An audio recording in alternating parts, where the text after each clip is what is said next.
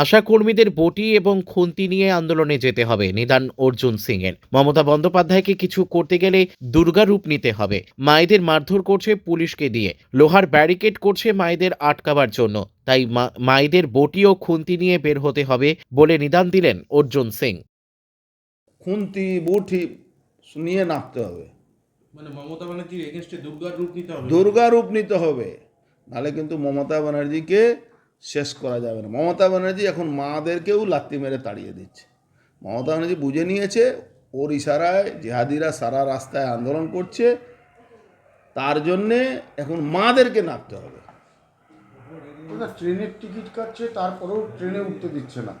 Rail police তারা নামিয়ে দিচ্ছে, মারধর করছে, এমনকি বাড়ি গিয়েও আটকে রাখা রেল হচ্ছে তাদের। পুলিশ না, এটা আরপিএফ করছে না, এটা জিআরপি করছে। হ্যাঁ, জিআরপি বেআইনিভাবে এই কাজটা করছে, এটা করা উচিত নেই, অধিকার নেই তারা। মায়েরা কেন কেন উগ্রভাবে এদের প্রতিবাদ করছে না, কেন পাথর নিয়ে তাড়া করছে না, কেন ওই খুন্তি নিয়ে বাড়ি থেকে বেরোচ্ছে না?